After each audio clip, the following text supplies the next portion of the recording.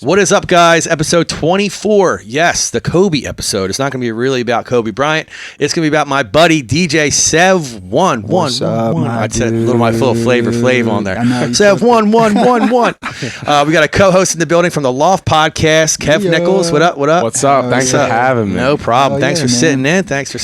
Nice to meet you. So, Sev One. Meet Kev Nichols. Nice to meet you, bro. I love the Ben Franklin shirt, bro. Yeah. I fucking love that. That's the yacht. It's the yacht. That's the yacht, baby. Yeah, I love that. That's OG as shit. Where'd you get it at? So I DJ on the Ben Franklin yacht. Oh, sick. So they Okay. just got these made, and they're like, yeah, they got it off Etsy. Damn. And I thought this was Nostalgia. I love that. It's nostalgic. Etsy coming through. I didn't know they were. I didn't know they were for the Ben Franklin yacht. I thought they were dope because all the workers sick. were wearing them, and then they gave me one. So I just started a mug shop on Etsy. Really? really, So I watched this TikTok, right? What? Like side hustles. Yeah, yeah. This dude makes $1,900 a month selling one mug on Etsy. really. So what he'll do is he'll look at the top selling mug on Etsy. It'll be like, it was like a cactus print or some shit. Mhm. So he went on like the AI and created his own on AI. That's fire. And he turned it into a $1,900 a month. And he showed the screen and he Damn. showed it, the sales. Yeah. The last 6 months, he's made $1,900 a month just with one mug. See, It's almost that's- like drop shipping. Yeah, that's all he yeah. does. So he pairs it Yeah. up with, like, I work with a company called Printful because I have a mug Yeah. shop that I just started. And then when I was on Twitch, Yep. I was doing hats and mugs and stuff. Yeah. And like when people place an order, go right to Printful. They would print it, and then I would get the whatever was left. Yeah. You know what I mean? So I'm That's doing the sick. same thing. I'm still starting to do like mug designs and stuff Yeah. like that, just to see what's popping. Yep. I did a bunch Yep. of Phillies ones, not in hits yet, but I just created a new shirt. I just gave Sev one of my Tonka shirts. Yeah, I have a I new love it. one coming out with a saying on it. You know, I'm actually going to say, I'll say what it says. It says, don't get old. It's a trap. That's sick. Right. I And love then it. the back of it, I'm working on. It's kind of like nostalgic, like how this your shirt wearing is Yeah, nostalgic. Vintage is Yeah. coming back, man. Remember It's like like the vintage old, looking. yeah. Remember the old vintage characters where it's like piece of pizza with like skinny legs and Yep. like sneakers and like hats. I mean hats and like hands and Yeah. shit. So I found one. It's a record player Mhm. slapping hands with a vinyl record.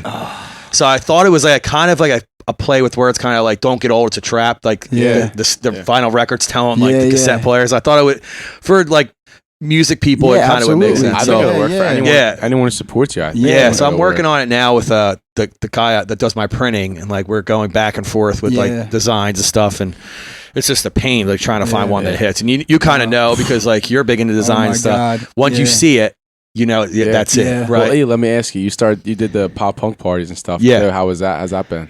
Oh, that's been pretty good, man. Hell yeah. You're familiar with pop punk music, Yeah, right, of course. Jack? Yeah. Of course. So Yep.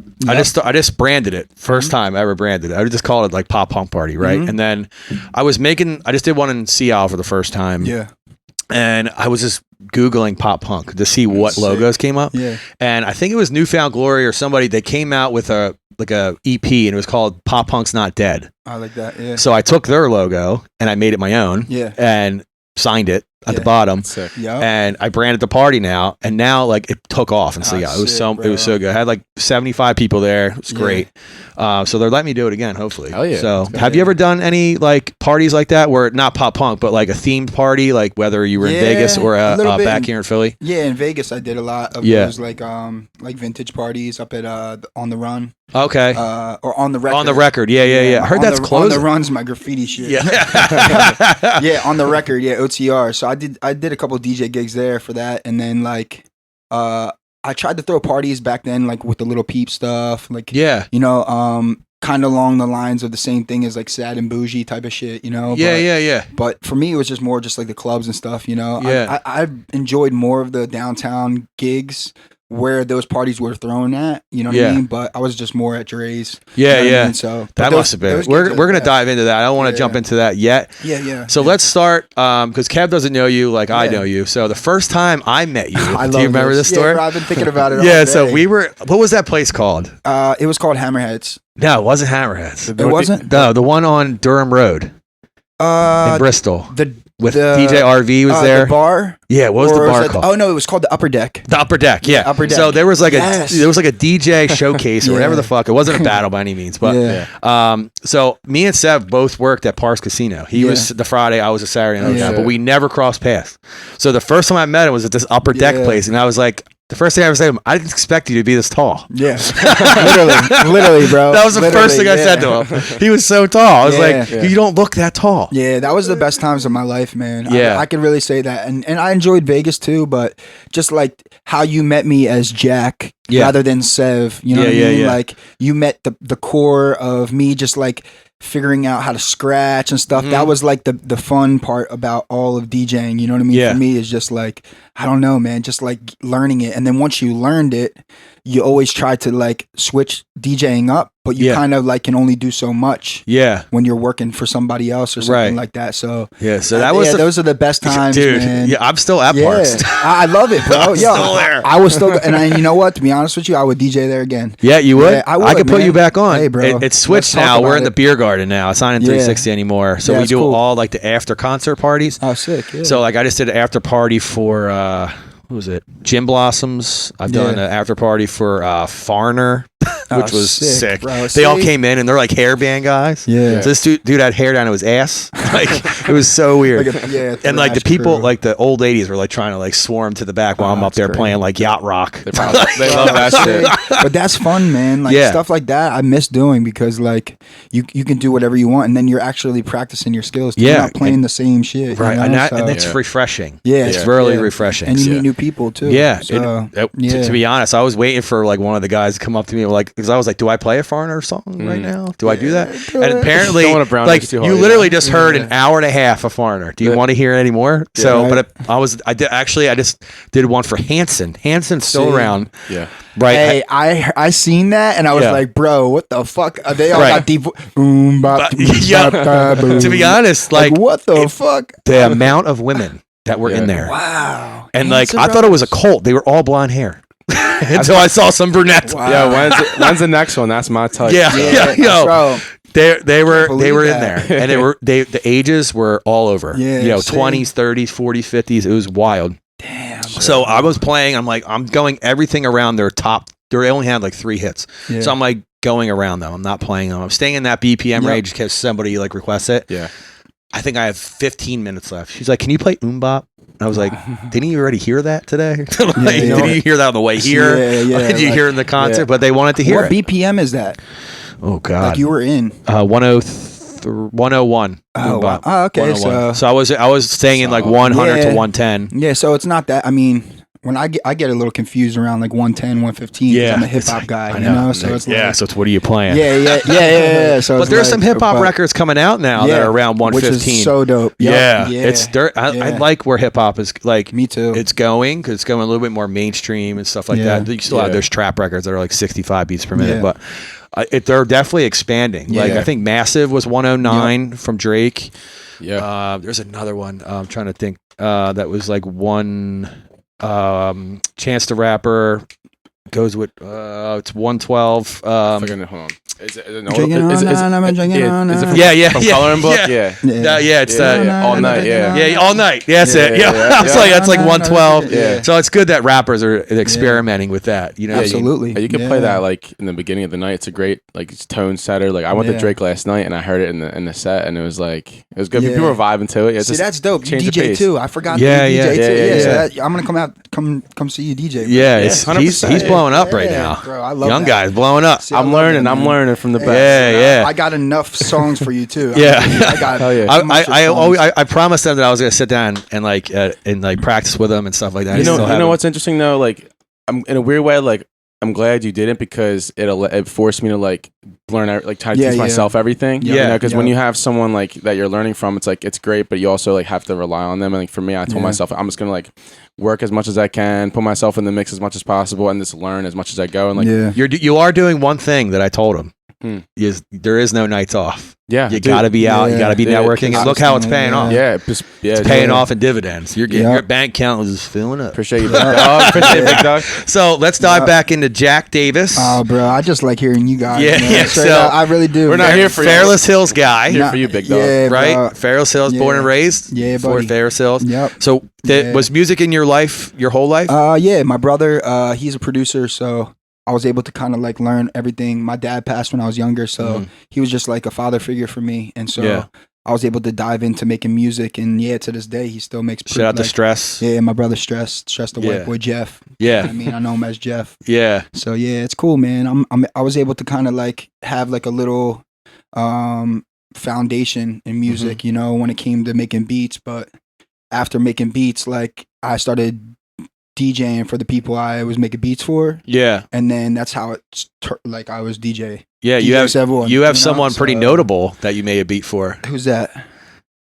Really? I mean, there's a couple. I mean, I did Joe Budden. I did Travis McCoy. That's what I was Travis from Gym Class. Yeah, that's who I was referring to. Yeah, him when I was younger. So I was doing merchandise for a group called the Lords, and then on Warped Tour, I got caught writing graffiti on Warped Tour. Travi came and seen that I wrote graffiti and was like, "Yo, like let's link." And so we started doing like graffiti stuff on tour together. And then I was like, yo, I make music. And he was just like, all right, cool. Like, you're 15, 16 years old. And I'm like, yeah, but like, you don't understand. Like, I know what I'm doing. Yeah, I make music. And so my beats weren't there. So I didn't want to blow it. So I just gave it to my brother. I was just like, yo, you have to meet my brother. And my brother ended up recording all this stuff with Gym Class. Tyga stayed at my crib for a month. Damn. That's awesome. I didn't know that. Yeah, so not many people know this, but Tyga was in a group with Gata. Do you know who Gata is? Yeah. So Tyga and Gata were called a group called GED, Getting Every Dollar. So Tyga is Travi's cousin. Oh, snap. So Tyga was trying to get put on. Travi was trying to put Tyga on. He sent Tyga to my brother. So my brother recorded all that coconut juice and all that kind of stuff in Langhorne, PA.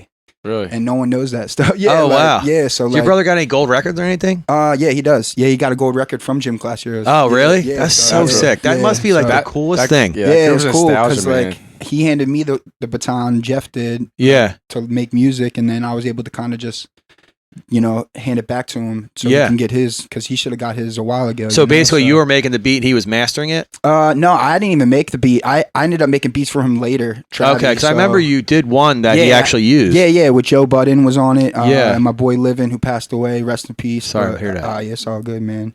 But yeah, so like it was cool, man. I was able to kind of like do my thing and get in there. But yeah, I was also writing graffiti as well. Right. So it was like the easiest like way to get my name up. For sure. Yeah. What got you into art? Were you into art your whole life? No, actually after my dad passed, I took the art route and the music route, so it was more of like creative. But before my dad passed, I was a wrestler, so I wrestled all my life. Okay. Yeah, so I wrestled. I went to like. So don't mess with Sev One. Nah, grapple and throw you down. I'll smoke a joint before that. Yeah. No more fighting for me. Yeah. I'm done. Can I ask something real quick? So you said you went from like wrestling to music and and the art. Was that because was that therapeutic for you? Is that why you moved to that? I think I had more of a choice then. My dad was like trying to teach me into like wrestling and stuff like that, which I loved, but like I would always lose. I started losing like towards the end, and so like it started being heavy on my mental, I think, as a kid. And then when my dad died, it was like a big thing. So it was like a big tragic thing on TV and stuff like that. So he was in a refinery accident or whatever. You know what I mean? So we were watching the news and he popped up. So I was just young. And oh, snap. So that's how you found out? Yeah, man. And then the news was knocking on my door, like at my mom's house. And my mom asked for water, which she never asks for. That's when I knew something was wrong because she drank Pepsi. So she was just snap. like, my mom was a big Pepsi drinker. Yeah, she loved Pepsi. It. Yeah, so she was like, I need a water. I was like, wait, what? She's still drinking Pepsi? Yeah, not anymore. Not anymore. She's done the Pepsi. Yeah. She's getting older now, but yeah, that's why I came home. I'd rather be home with my family and stuff. Yeah. So. Damn. Yeah, so, sorry to hear that, man. It's good, man. I'm thankful, man. And it's funny, I know me and you, and we have mutual friends that have parents that passed away, and I feel we always reach out to each other to go, I'm thinking about you bro. today. Yeah, you're my boy, man, yeah. forever, bro. And he wears this hat that his dad was his baseball coach, the Bristol Blast hat. Yeah, that's so crazy. I was gonna wear that shirt today. Yeah, really? Bristol Blast shirt. Yes, because he was a softball coach, so he did a lot of sports and stuff like that. So his team was Bristol Blast. Yeah, he wears this hat, bro. Still repping? Yeah, the hat is so sick too. Yeah, and it's like so vintage that you think that he bought it somewhere. Yeah, but it's actually vintage. It's actually old as shit. It's actually my dad's. Yeah, so a lot of my shirt, I just wear it because I just feel the energy, and it lives on. Yeah, damn, that's what's up, man. Yeah, thank you. I'm thankful. I still have my dad, but my mom passed away in 2010. Yeah, but it's funny how your parents kind of like they mold you, right? So my mom was real bubbly and like likes to have fun, likes to listen to music and dance around and stuff like that. I think that's where I get that part of me is like I'm always like center of attention and stuff like that. And like I see pictures of my mom where she was like that. Yeah. So ain't that beautiful though? Yeah, it's like, cool. You see the 50% in both your parents at that time. Yeah, for sure. So and then looking at your like baby picture that you post on that day, it's like you can see the resemblance too of y'all. Yep. You know what I mean? So do you have anything like that where you see yourself and your parents a little bit? For sure. I mean, my mom is like my twin. You know what I mean? Yeah, me too. I'm a mama's boy. Your mom just hates Instagram. Oh, she hates it. And I don't do it anymore, really. Yeah, you don't. He used to put her on in cram all the time. Crazy. Get that away, Jack. I try not to, because I think I was getting too many things from me when it was for my mom, you know what I'm saying? So I just stopped doing it, But it's funny. You had a good relationship with your parents? You have a good relationship? Yeah, absolutely. The best, you know what I mean? That's why I moved home. That's why I quit my whole career. I quit my whole thing in Vegas because I just seen, something bigger in my life, you know what I mean? And that's like my mom. Yeah, that's huge, man. That's my mom is like getting older. I could tell in photos and stuff. So I'd rather just be around my mom and right for her last years, God bless her, So that's literally the reason why I quit the whole thing, because she's doing good. She's fine, but I don't want to be in Vegas like responding halfway to her text messages. Right. I want to feel them, and so like I have to be home in order to hug my mom and stuff like that, like just appreciate what's really tough too is like because it's funny, like me and my parents have like had like a rough relationship recently just because I've been like just playing out a lot, just, and like I'm like actively trying to make more time for them, and I think that's really cool that you're doing that for your family. It's so important because those lights, like you can't. I always say this when I left Vegas. I said you can't sleep on stage. You cannot sleep on stage. Mm-hmm. There's not going to be the room because there's going to be a bunch of people up there trying to sleep too, And so like for me, I had to step off and just to like see how I got to on stage, you know what I mean? And like be Jack rather than this Sev figure that people brought, So just always remember like whatever your, what's your DJ name? Just DJ Kev. Okay, and that's your first name, right? So make sure you separate those two. Right. And remember Kev, I'm sure you know this, but when I hear it for myself, it's a reminder for me too. Like you're Jack Davis, and this is like because that's where I get my creative tank, Philly's like my creative tank. Yeah. So I've realized that every time I came home, I always boost back to Vegas, and it's like a little bit different out there. You know what's funny? I noticed that every time you came back, I felt like your art and your music, like it got fueled. Like it was like your refuel. Time. Yes, every time. That's funny that you just said that because I feel like. When you started like Popular Loner Kids and like Down For You, like when you started all these brands, I felt like when you went from Philly and then back to Vegas and then back to Philly, back to Vegas, it like fueled your creativity. Yeah, it did. Because I was kind of lost. Yeah. Did you? So did Vegas was Vegas kind of like, how can I put this? It sucked your creative out of you a little bit. Yeah, because so Vegas is trend. Yeah. So you can bring a new trend there, but in order for you to bring a new trend, you'd have to be somewhere else, living somewhere else. So now that I live in Philly, I could bring my trend to Vegas and it be something. Right. I can't live where the trend is actually being like displayed. Does that make any sense? Like the Vegas is the display. So I was thinking like this kind of like Vegas would be like a melting pot. Yes. And then when you come home to Philly, like it's your home. So you're able to like hone where you came from and you're bringing where you came from to somewhere else. Yep. Yeah, wow. So when I lived there because I was told, yo, if you don't do this and you don't do this, this and this, then you're not going to be this, and that's the wrong way to be told. That's the wrong way. Yeah. If you go out there and you say, yo, you just make good relationships, and you go genuinely out to the parties to talk and not thinking like, yo, I'm going to go out there because I need to be out here because I need to get followers or whatever the fuck it is. Yeah. That shit does not work. And I left Vegas with like maybe 3 people in my life. You know what I mean? Wow. So I've had about 15 of my homies live with me, and I never charged a dime. Not one friend.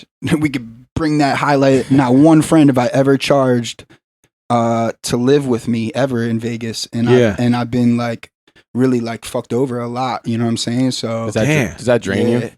It drains my energy, but it also makes me realize like the lesson behind it. You know what I mean? I at least took you out to dinner a couple times. Oh, bro, come on. But you're from here. Yeah, you know? we let me stay out there. Yeah, because the first time I got ever flown to Vegas to DJ, I didn't have anywhere to stay for like the first 3 days.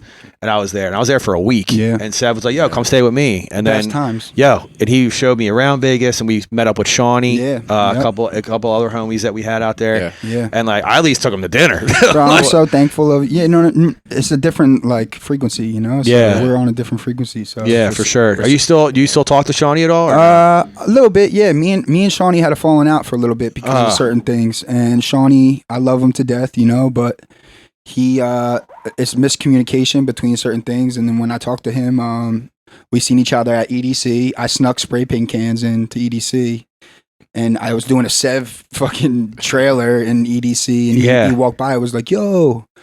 And he tried to shake my hand, and I was like, yo, bro, like, we have to talk before, you know what I mean? And so we talked, and all of his boys were like, yo, bro, like, I'm like, yo, this is between me and Shawnee, you know? So, and, you know, I say this on the podcast because people get into things, you know what I'm saying? At the end of the day, like, we're still cool, you know? Like, I still am from the same area as Shawnee, you know what I mean? But people need to, like, loosen up a little bit. Yeah, you know? For sure. Not Shawnee, I'm just saying, like, in general, like, people, like, it's not that deep, you know? Like, I love everybody. I might look intimidating or whatever people say, but I'm chilling, you know? Yeah, so. For sure. Do you know Shawnee Styles? No. He's real big. He's around my age. I'm 39. He's around my age. I grew up with him. He was like an MC at nightclubs and stuff like that.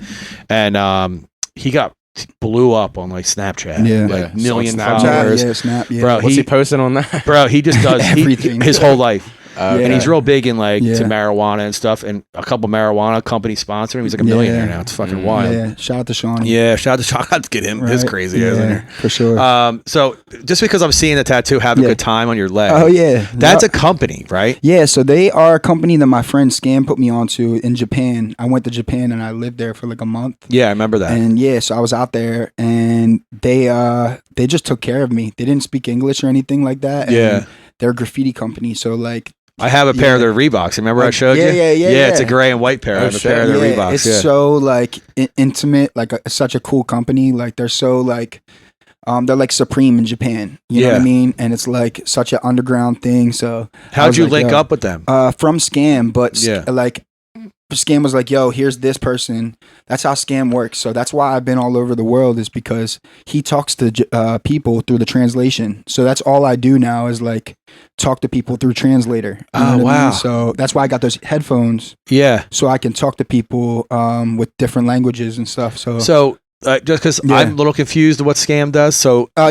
boy Scam. Yeah, so can you tell the audience who Scam is? So Scam is my boy. He's older and he's from Corona, Queens, and he's a rapper. He does like heavy metal rap stuff, you know. So he's part of like a hardcore crew and stuff like that. And my brother introduced me to him. So he's very street smart. Yeah. Very like he knows his shit, you know. Yeah. So he was like, yo, let's go to Japan. I'm gonna be performing out there.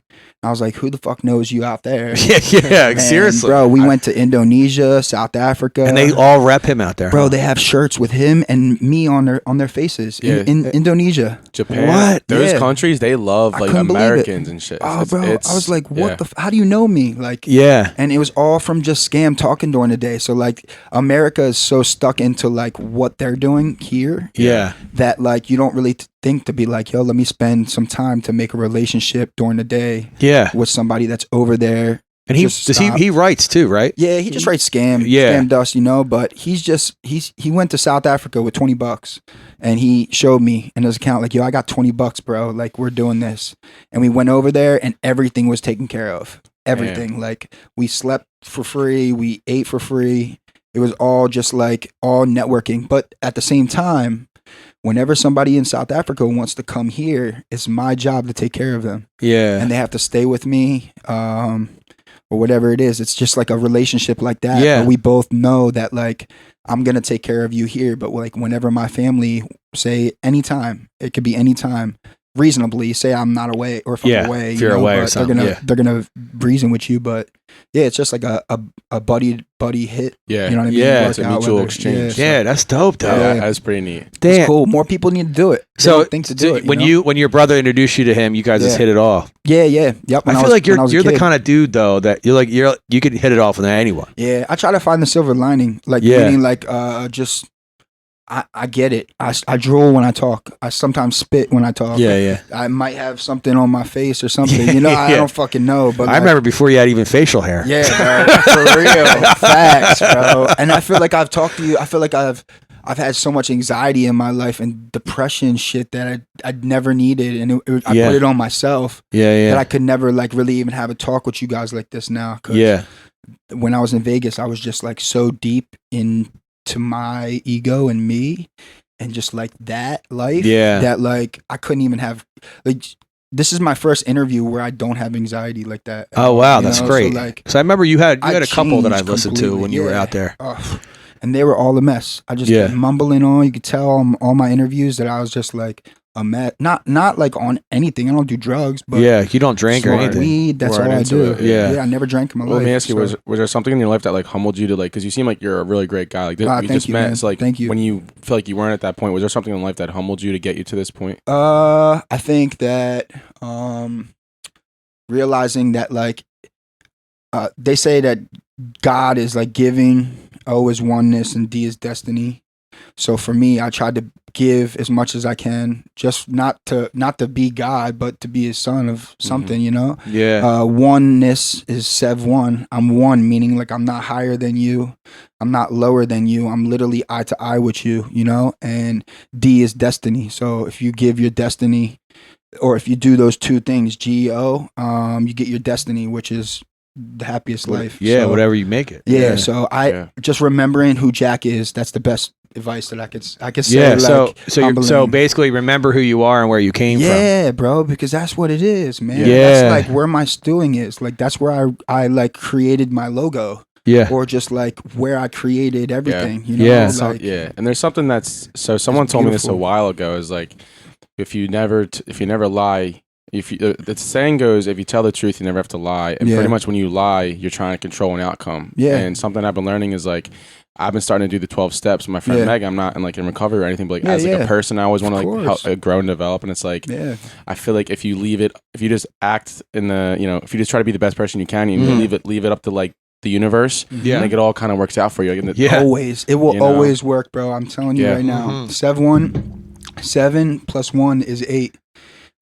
Sev One came from July 17th. My dad passed away on July 17th. So Sev One is Sev One, Sev One. So that's what it stood for my dad. So those numbers have literally, like I followed 17. I was going to say that's where that came from. Yeah. So, so 17 was like the numbers that I followed all my life. Like when I was a kid, it's the beginning of the 1111s. Everyone's like, yo, I seen 333. That's just the start of all that stuff, like numerology. That's the beginning of it. When you start to see your number, then it's like a little step in to whatever that is, Yeah. This is just like what's worked for me personally. Someone might think I'm like crazy or something, but this is literally how I found my career and just like followed it. And so I followed that 17, like literally to Vegas. And one day I was just DJing at Dre's, and every time I see 17, I know I'm on my path, or a certain number or something. Like someone could see a liquid death can right in front of us and be like, yo, that's my sign. As long as you build the sign, it could be anything. You know? So it's like, damn, whenever you put it out there, it's literally like your shadow, but it's in front of you. Right? Yeah. So that's your soul, and that's like your inner your inner stomach that answers before, you know what I Right, mean, your or intuition, knows your cue. exactly. Yeah. Your intuition. Yeah. Make sure that's Wow. right in front of you all the time, because that will make your choice. And This is also why I like having Kev. He has like these in-depth questions that I would never think of. I love it. Yeah. It's beautiful. His podcast is actually really dope. If you ever get a chance to yeah. check it out, Absolutely. it's he dives, bro. Yeah. He pulls some stuff out of me where I was like, oh man, I'm a listener. But yeah. I actually want to ask E this question too. Like, do you have anything like that? Like, do you follow? Like, what's your way of like navigating life? Do you follow? I mentioned this. I mentioned this a couple of times. I had a girlfriend over the pandemic. She was real big into horoscopes and your chart, astrology, whatever the fuck. And I always thought it was a crock of shit, right? And then after we broke up, I still followed those pages she would send me, and then I would just start reading my horoscope every day. Bro. Right? Spot on. Like even when we broke up, it was spot on. Like, you know, you just lost like a love, but don't worry, something better is coming. And it was like, I started following these things, but not like just reminders. Yeah. So I would only read it if it came up in my feed. I wouldn't go looking for it. Yeah. But I felt like when I needed to see it, it was there. Yeah. And I've been following it and just following the universe, and it hasn't done anything wrong to me so far. Yeah, bro. You know, and it's like a freight train. On track now. Yeah. So it's like, it's funny. People are like, how do you live like that? How do you live like going with the flow and this, that, and the other thing? I'm like, same way you live it, like structured. I just live it. You know what I mean? True. So I was like, and you know, me and her just we just reconnected over an episode that I had with a mutual friend of ours. Wow. We were talking about it. I don't want to get back into it because I have a feeling she listens now. But if you're listening, Julia, I'm not talking bad about you. I'm thanking you. She was just interested. All respect. Shout out for being interested. Yeah. Respect. So she happened to listen to an episode where I was talking about OnlyFans, blah, blah, blah, and some certain choices, and she got really heated. She made me take the episode down, and I obliged. I edited her spot out, and I re-uploaded it. But that's respect. Out of respect for her, I never mentioned her name, but she, like, people that know me knew who she was, whatever. So whatever, it doesn't matter. But because she brought that into my life, I never thought that way before. I thought God was my plan. God had a plan for me. This, that, and the other. I think the universe has a plan for you. Absolutely. You know what I mean? So it kind of goes with your number thing. Really. It's to be honest with you, man. It's like, you know, literally 7 + 1 is 8. They say 7 is Mary and 1 is the kid.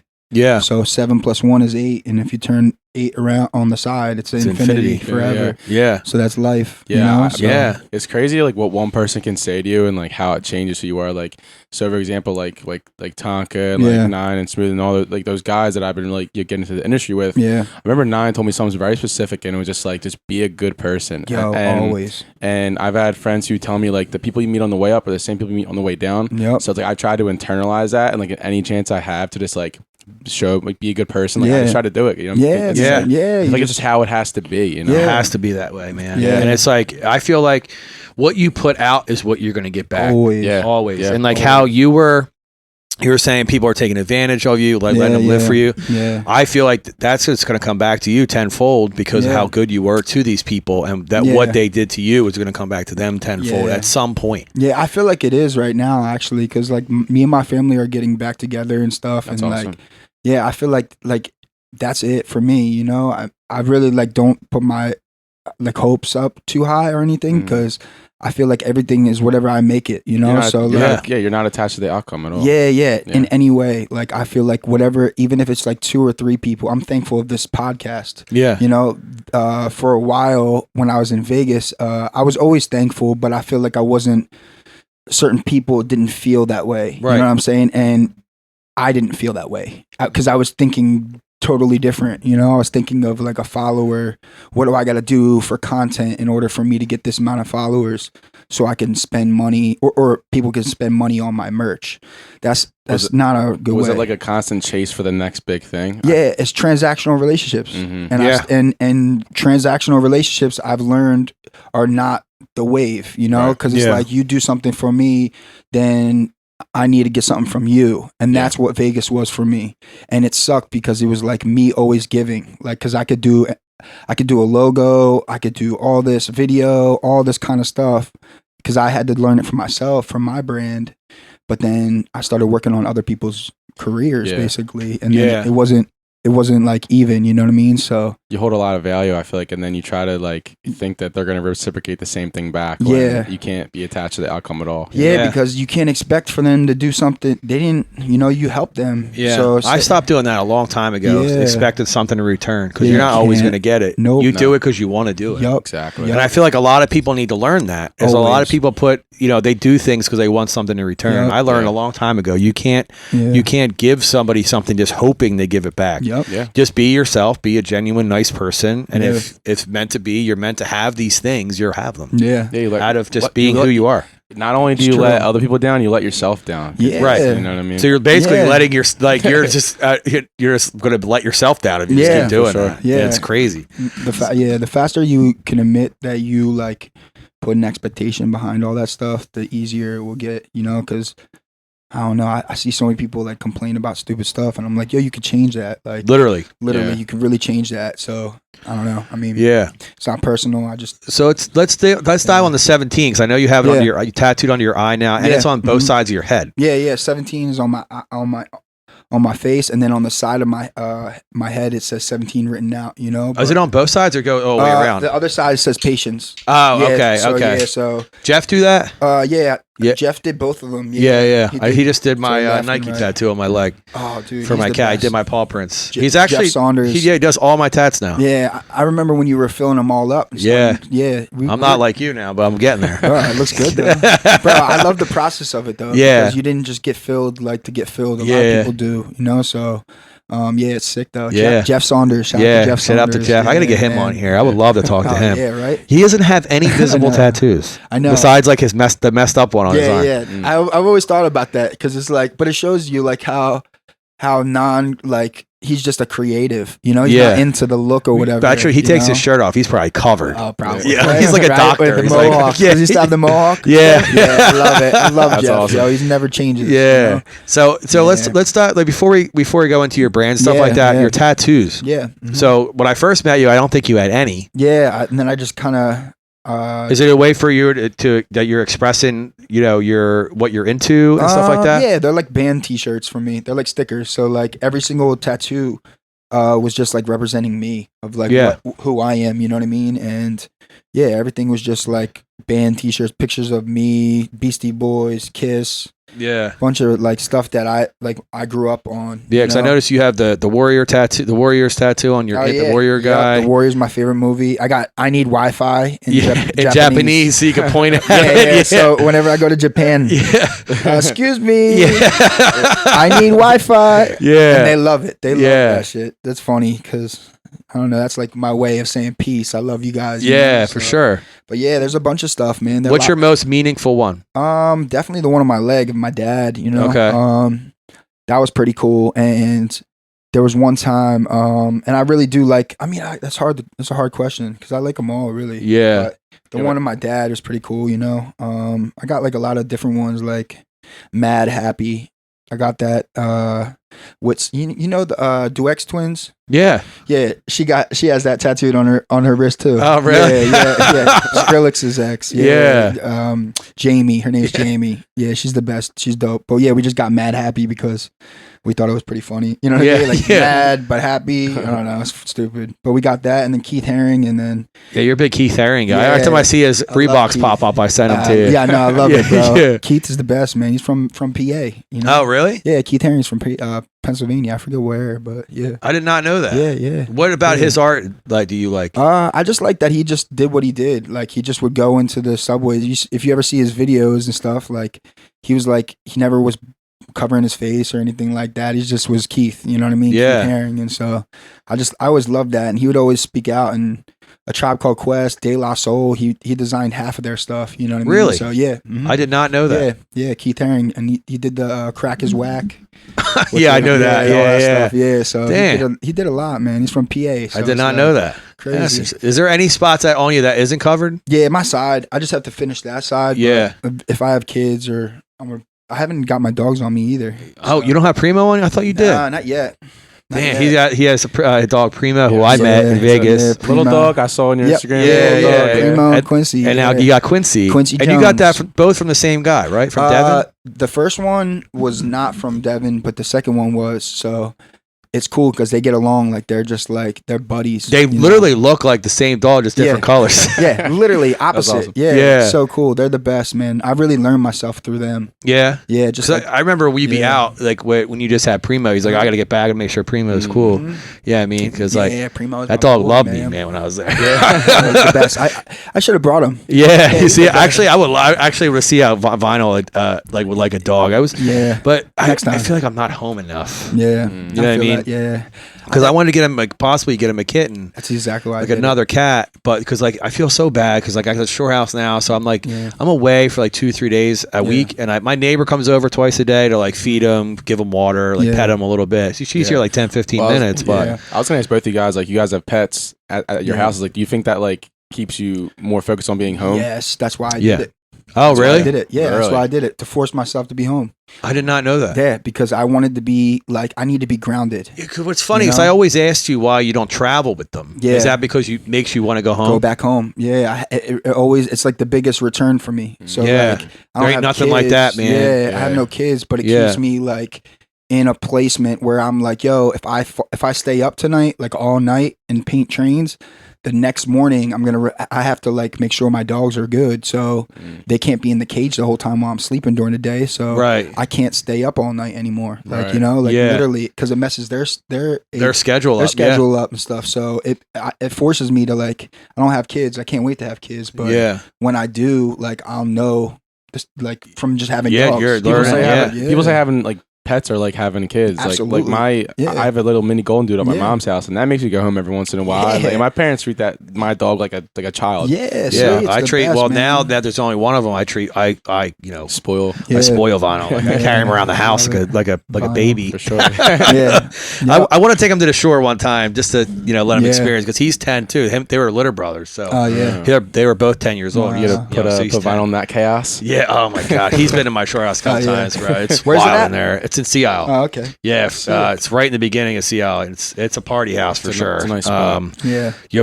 I'll be getting home from a gig, and in comes my roommates like screaming and stuff. I'm trying to get some sleep because I have a gig the next day. Yeah, and like some of them work down there, but some of them use it as like just a chill spot. To get away for the weekend. Where I think there's 4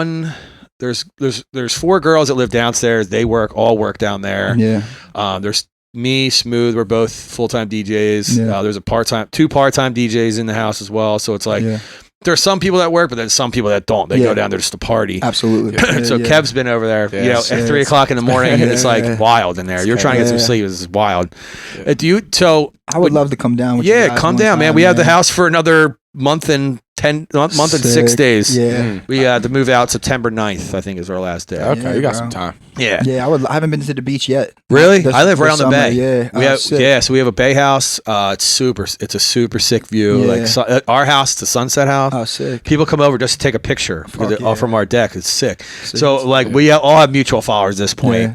And like I'll see a girl's Instagram, like, oh, she's at my house. Who she know? Or a guy, like who do you know in my house right now? I was at the house one time, and it was like 3 or 4 in the morning, and like these 3 girls who worked in the city came in, and they're like, where's everyone at? I'm like, bro, we're going to bed. Like, what's going on? Yeah, and that's the problem we're dealing with now. Is like we have a very open door policy at our house, and it's because it's cool. It's cool, but at 3 a.m, when people are coming in, that you're trying to go to bed, it's like, we're turning it down. And I'm like a visitor, so like they're coming in, and like I'm like sitting on the deck, kind of like talking to them, entertaining them. I'm like, I hope they don't think I invited them over. I'm like, shit. I'm just stay on the couch. Because in Seattle, you don't have to lock your front door there. Okay, no one steals anything, so we leave the front door open. Yeah, but like if we're all out, like all of us are working or something, we have like a system where we're locking the front door and there's another way in. So that's dope though. Yeah, it's like, have you ever lived in an environment like that where you had multiple roommates? I felt like my fucking crib was like that. Yeah, I felt like your crib was always packed. I feel like my whole house was like that. That's why all my life, and it's cool now, like I'm learning, but I have a lot of PTSD kind of it, because I was always open. I'm always open to everything, because I literally would try to help my friends. Like I would try to help my friends out in Vegas, like people that always wanted to be in like that scene in DJing or whatever. I would always I got the opportunity, so I gave the opportunity to people around me, so that was really the reason why. But I mean, Yeah, I felt like that was my roommates were like. Your house is kind of like that now, right? I was literally just about to say that. Like, my house in Fishtown is just like that, and it's like I'll bring all my friends out to my gigs. We'll have after parties, but it's like at the end of the day, it's like 5, 6 in the morning, and like I want to go to bed, and they still want to drink because they don't, And I'm like, dude, like I gotta go to bed. My roommates just like we just had a conversation today. Actually, we're gonna like slow down on the after parties because like the house is messy. It stops becoming a home, and like people get drunk and do shit, and it's like you're walking around the house. I went to the bathroom.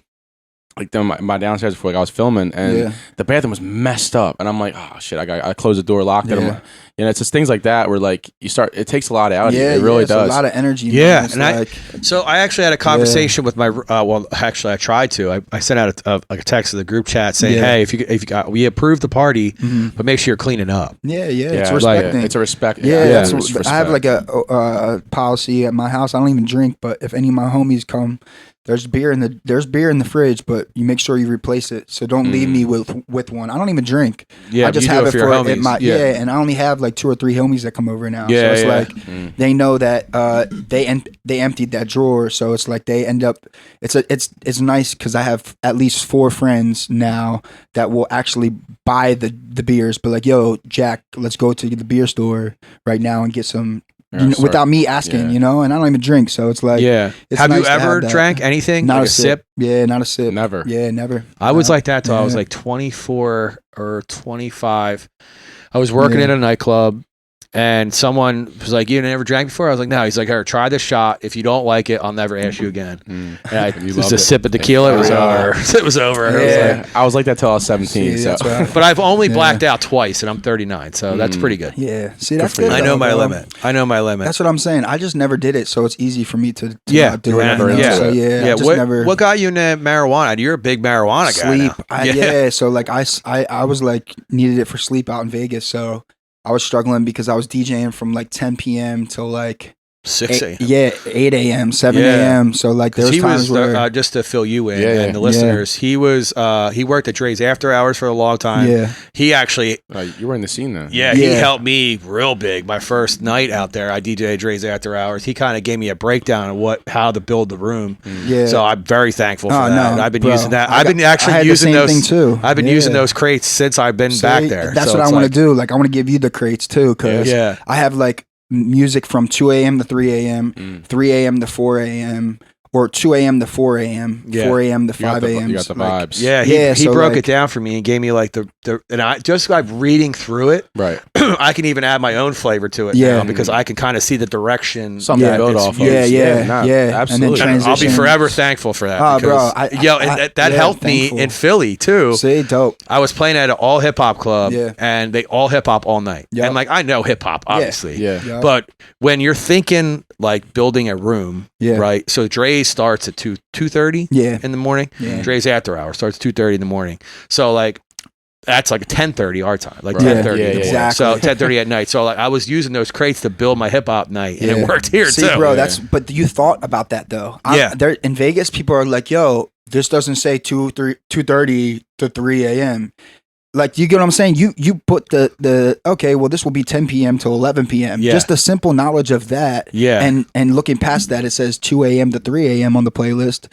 That's what I was dealing with out there in Vegas. People are so clueless. They want everything to be handed to them. Mm-hmm. Yeah. Like, where it says, play this song at this time. That's what they, and then they were like, all right, cool. They won't even be like, yo, thank you. They'll be like, all right, cool. Because I was, so it's just like, I forget who we were visiting. We were visiting one of your boys in like a record studio that night. I still follow the dude. I can't remember his name. Doesn't matter. Yeah. And I was telling him how nervous I was, right? 'Cause it's all hip hop club, and like I'm like, fuck, man. Like I know hip hop. Yeah. I mean, I know I'm like, I just need to get in the room. Yeah. Really? Yeah. It's my first time in Vegas. He's like, yeah, I got you, bro. He basically gave me the blueprint and how the night works. I just read through it, put my own spin on it, and I killed it. Yeah. It was fun. And I got put on, so you know that shift. So like you get put on at different times of the night by the guy that books you. Right. Just to kind of see where you fit.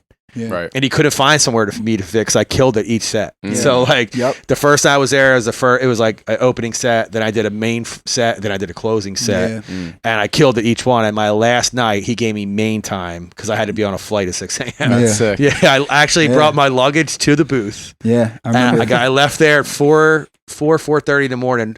Went to the airport, got right on the plane, and came home. Felt like all some rock star shit. Yeah. So, I have a question for you. So you mentioned how like you helped him out and you want to help me out. So who helped you out? I had a lot of people that helped me out. I mean, I had homies that were from Philly.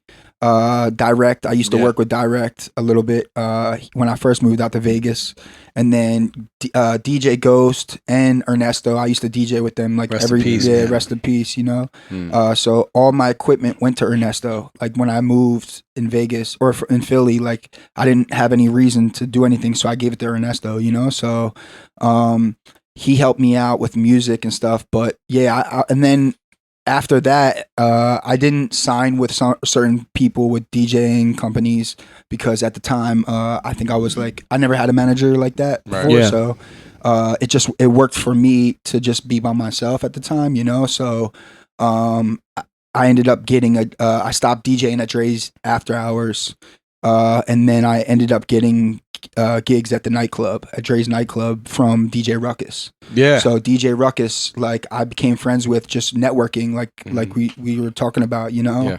And me and him, like we would just hang out as just like homies. And so Ruckus was in ATL, the movie. So yeah, Ruckus is just a good dude, man. He's a good DJ. Yeah, he's a great DJ, and he like just separates himself. So. I remember I seen you hanging out. I was like, who don't you know? Yeah, he was the best because he's friends with Flavor Flav. Yeah, he's like my best friend. Flav. Yeah, man. Yeah. You still talk to him? Yeah. I can call him right now and he'll answer. You know, he's just. He always answers the phone, Sev One. And I got him tattooed on my. Actually, there's another 17. Oh snap! Yeah, in his clock. Yeah, 17. But yeah, and then he always says Sev One. Yeah. So yeah, every time we're like out and stuff, he'll be like, "Yo, show him the tattoo." Now wherever he goes, I go. That's what he always says. How'd that come up? I was at a bowling alley. People literally at Dre's that worked at Dre's after hours, they all fucking played me. All of them. They were like, "Yo, Flav's here again." I'm like, "What? Flav? Flav who? Flavor Flav?" They're like, "Yeah, he's over there. He went to a bowling alley. We were at a bowling alley at the time." I'm like, "What?" I have to go say what's up to him. So I went up to him. Me and my boy Leak. It's like, "Yo, Leak." Yeah, Leak. I remember Leak.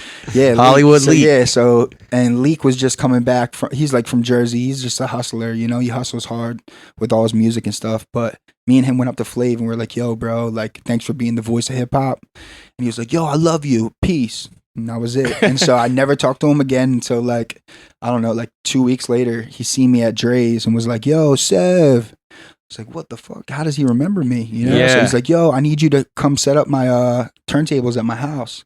I was just like, "Okay." So I got a phone call the next day. I went to his house and I set them all up. And it was cool because it was like right around Heavy D's birthday or something like that. And so I was playing that song, "Is It Good to You?" Yeah. I like it. Yeah. And so I was playing that while I was practicing, like setting his turntables up, and he was mopping his floors.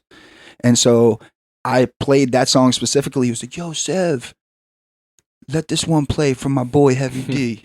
So he went over to the mixer, turned it up, and then he just mopped his floors while I just sat there, just like was like, "Wow." I'm in Flavor Flav's house, watching him mopping. Yeah, talking to mop, playing Heavy D, literally playing Heavy D, and he was just like, "Yo, let this one play, bro," because I'm thinking about my boy.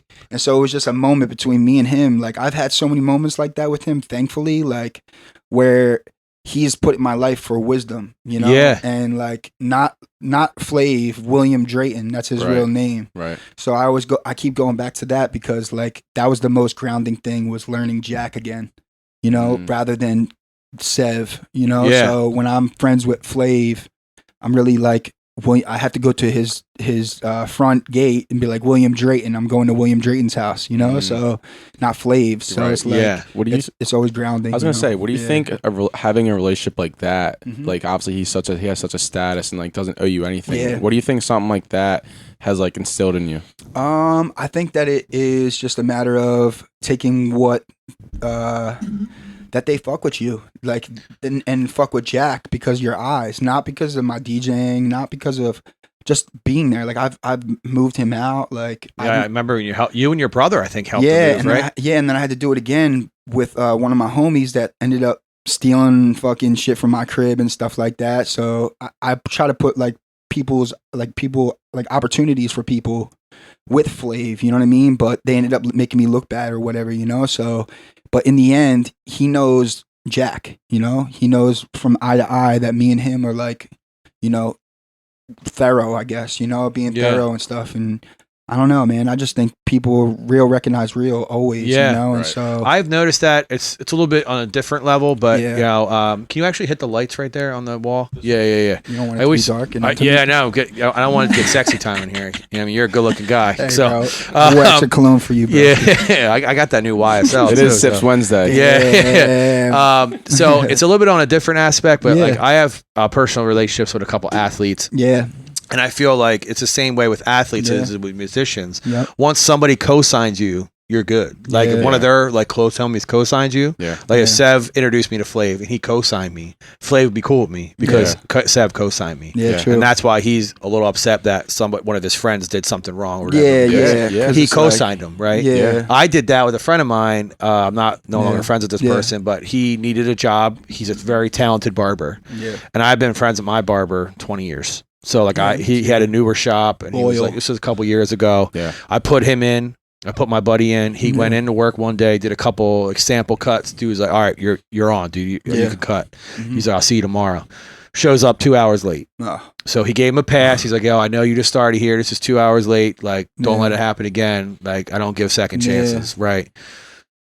There's a no call, no show the next day. And it was a Saturday, their biggest day, busiest day. No bueno. Yeah. And you know what he told me?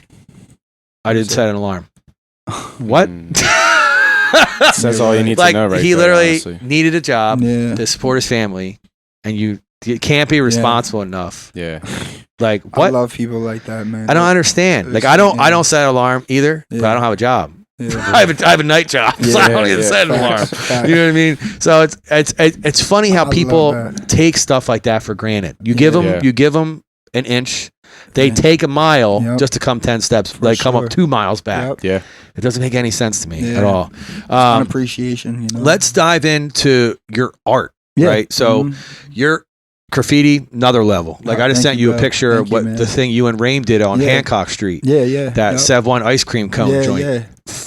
Fire. Thank you. Bro. Like his hand is fire. Thank you, man. And it's funny, we might have crossed paths at B-Boy barbecues. Oh, 100%. Because like I be B-boying all the time.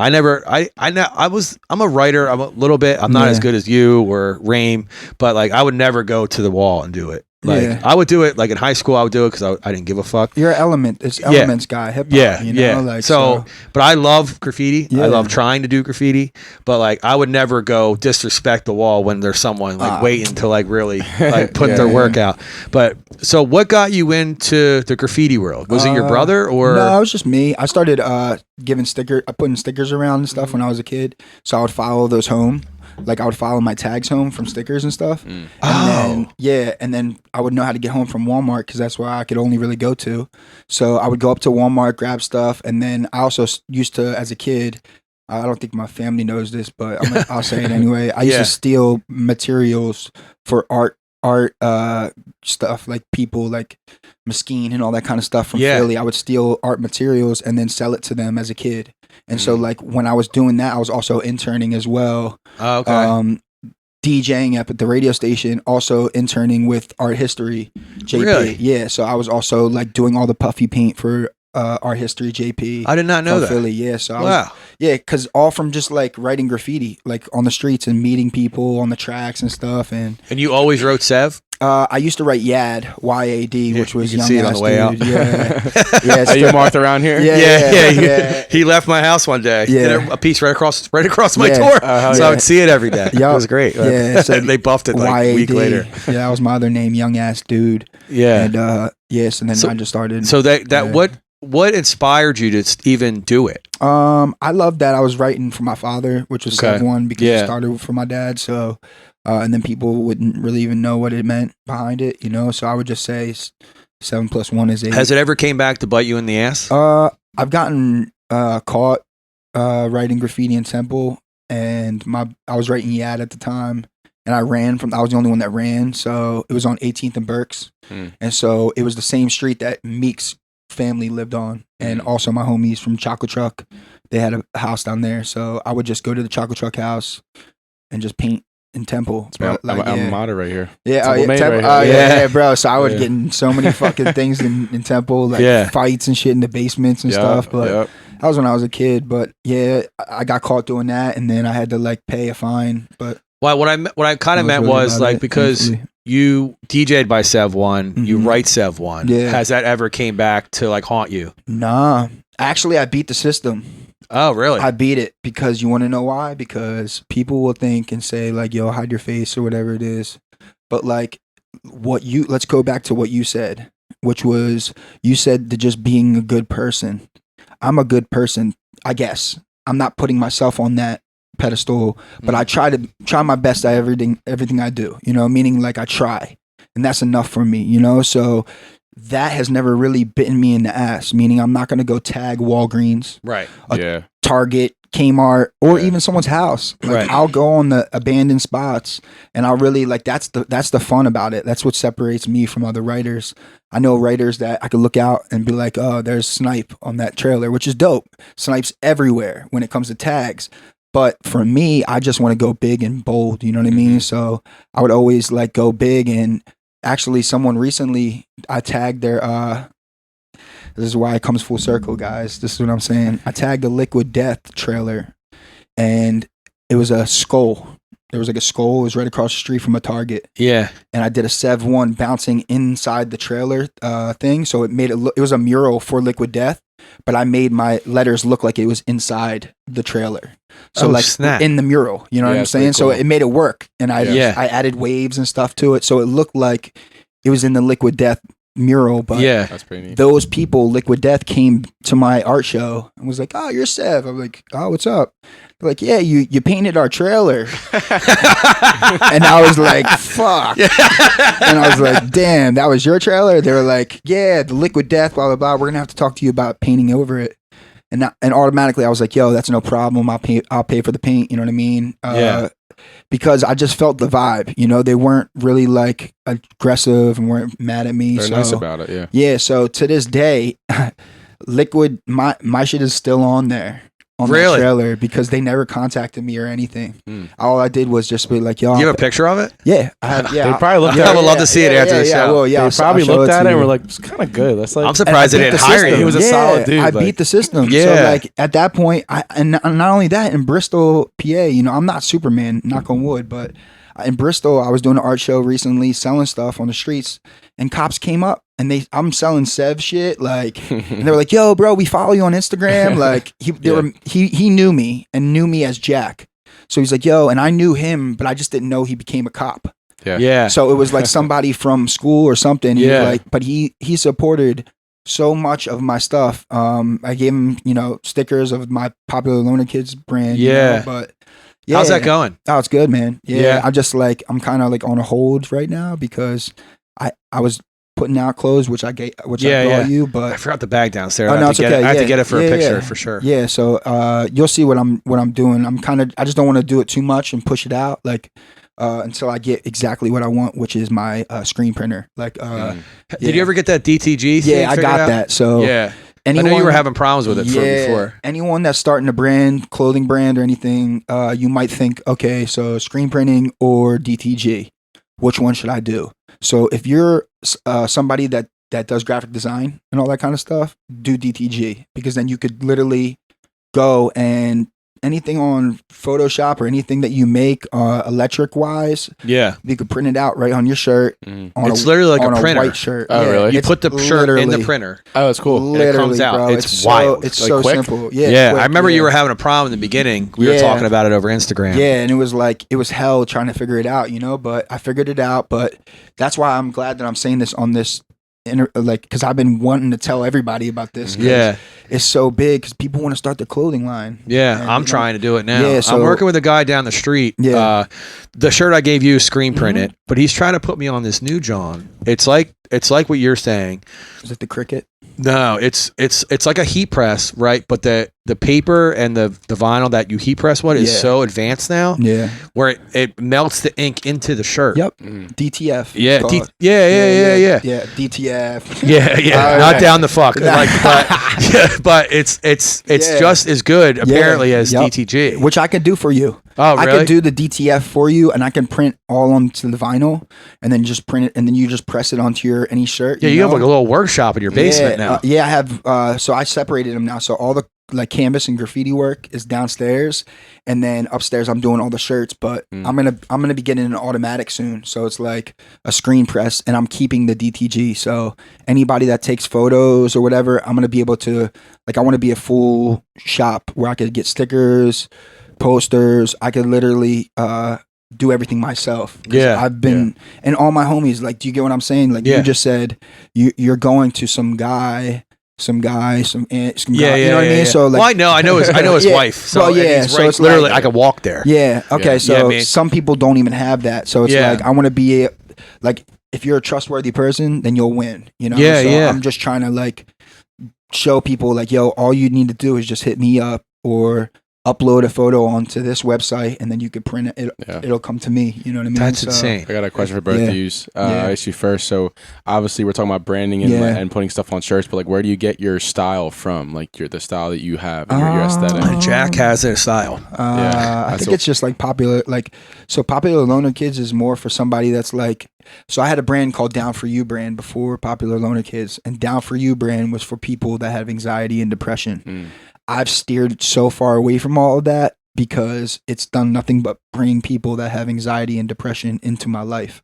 So when I was trying to be there for people, I was actually being a therapist, and in the end, anxiety is not a like disease. People think anxiety is a disease when it's literally put on. It's self-made, right? You're born into this world, and you're named something that you didn't even know. You know what I'm saying? So automatically, when we're coming out, we're built with anxiety. So it's like I don't have anxiety anymore because I say to myself, I don't have anxiety. You know what I mean? So it's like, and you have to believe that. You know what I mean? Yeah, you have to believe it, or you're not gonna. It's like a mix of both. I feel like because I like some people, it's like a chemical imbalance, but also there's also like your circumstances. Like if you are out of shape, like or if you're insecure or whatever you're going through mentally, it's like if you were to take actions and take steps, you realize like how. Because I know for you, the gym is like very therapeutic for you, and you think that's like helped contribute to that because you actively. It's funny. I just had this conversation with my buddy the other day. I'm starting to lose the love for the gym because I don't see the results as much anymore. You put your bar so high. Yeah. So now I feel I'm like, so now I need just to find that new spark now. So I know I mentioned it before, and the listeners, we're 24 episodes deep. You keep saying this shit. After summer, I'm actually going to make a diet change. I have to do it. I have to. Yeah, I had to too. You need a diet starts Monday. Yeah, I actually reached out to them because I wear their stuff now. Diet starts Monday, awesome. and they actually fuck with me now, which is cool. That's dope. I would really like for them to like send me shit. Yeah, but that's dope. I have to make a diet change. I've been a keto for 6 years, no carbs. It's just a pain in the dick now, and I feel like. What I'm doing in the gym now, I'm going for more strength and size than anything, and it's just holding me back. Right. So I think after summer, I'm not worried about taking my shirt off. I'm really gonna dive into the new diet. I'm gonna do it. Yeah, diet starts in September 10th. September 12th. September 12th. It is. Yeah. Remember that. You that day and be like, yo, bro, today's the day. Today's the day. Set my calendar right now. Today's the fucking day. So it's funny that how brands start too. Like diet starts Monday. Yeah. That's like a joke that everybody says. So someone was like, oh, I'm putting this on an oversized t-shirt. It's genius. Yeah, and like I'm into the drop shoulder kind of you're wearing now. Yeah. Like the comfort colors is what my shirt's printed on. Yeah. It's like a little bit oversized, heavy duty cotton. Yep. Yeah. So like what when you were picking out like the shirts you use it for like Popular Loner Kids and stuff, what was your mindset? I would all the clothes in Vegas. So I would always go to this place called Culture Kings. Culture Kings is like everyone orders from them online. Okay. They have a store now. Yeah, they have a store now in Vegas. So they have blanks there all the time. So all the shirts I would go and print my stuff on those blank tees that they would sell and just get the feel of it, of people. Like if people are like, yo, that's dope, then I would be like, okay, that's what I'm going to keep with. I'm going to keep this one, So recently I've been trying to find the middle mark since I'm not in Vegas to get those shirts. I've been using the middle mark between Gildan and like something else, which is Next Level. Next Level. Yeah. So I've been going American Apparel. Okay. So that's what I've been using because that's like a lot of the hardcores. I can't wait till you feel mine. Yeah. Just the feel of it. I could just tell that like. It's like heavy duty cotton. Yeah, that's like the best way to be. Yeah. It's a little bit more expensive. I think I pay $12 a shirt with double-sided. Yeah. It's double-sided, 2 different size screens. So it's like, a lot goes into it. Yeah, you know what I mean? So I do charge a little bit more for mine, but it's premium. It's a premium shirt. Absolutely. Right? You know what I mean? So like that's what I went into because like I buy I don't have any out, they're all in boxes, but I follow this guy Mashi. He's like he does all like custom cleats for NFL players. Now he came out with his own runner. Very highly support this dude. He's like humble dude. He follows me on Instagram. He has like, is he in Philly or no? No, he's I think he's from Minnesota because he's a Vikings fan. So I was saying he's from Minnesota. So he has like 1 million followers, but he follows me, which is unreal, special, right? Because we share the same interests, right? And I heavily support him. Yeah. And his first shoe I got was a Freddy Krueger collab, like a Freddy Krueger style shoe, and I bought a shirt. Wow. You don't have it here, do you? They're actually in that bottom box down there. It's a pain in the ass to get out. Yeah. But he printed on Comfort Colors. I was like, yo, what's the cut like? He's like, oh, well, look up Comfort Colors and like it'll give you like the sample chart or whatever. Yeah. I got the shirt. I was like, yo, this is a dope shirt. Yeah. And I got a large, unfortunately, which a large, you wash it once, you really can't wear it again. You have to hang dry it and shit. But now that I'm wearing stuff a little oversized, because that's what's in now, extra large fits me up top perfectly. A little bit long, a little bit baggy on the bottom, but that's kind of what's in right now. So I'm kind of like using that to my advantage. You know what I mean? But like up top fits perfect. Yeah. Right. So like I thank him for bringing me on the Comfort Colors. Yeah. Because now I wear Comfort Colors, blank ones. Yeah. Just because they're $5 on Amazon. Yeah. Yeah. See, that's dope. And it's a high quality shirt. Yeah. Yeah. See, that's the best way to be though, man. Because that's what I did before I had a printer.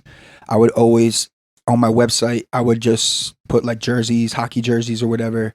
This is like something people could do too. Is like copy the jersey off of Amazon. Yeah.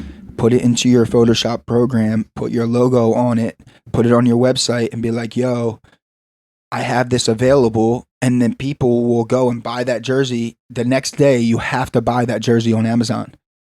It's a must. So it's kind of like you're the drop ship, but you're using it. Yeah. And you know what I'm saying? And if you have Amazon Prime, it's cheaper. Like if you pay monthly, you know what I mean? Yeah, so it's like, that's how I was doing it for so long. Like, and then I was also doing Cricut, which was I would walk up to Walmart and then just print vinyl. You know you can do a heat press with Cricut. Yeah, it's funny because I have some newborn nephews in my family, and my niece took my logo and Cricketed them on like onesies for him. Oh, so really? It's cool. Yeah, she hasn't finished them yet, but I think after summer when she's less busy, she's gonna child merch coming soon. Yeah, for real. Because like I tell you what, the merch game.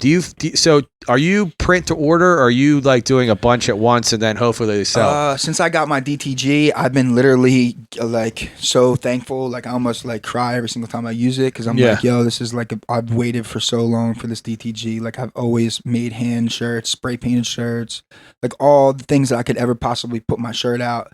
I was a little like upset that I can't do everything with the DTG, like print on dark shirts.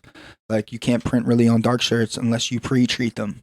So it's like little things like that I had to learn. But like, yeah, man, I don't know. I just kind of went with that. You know what I mean? Yeah. So I print to order basically. Yeah. Well, now that I have the DTG, I've lost my fucking train of thought. Yeah. It's cool.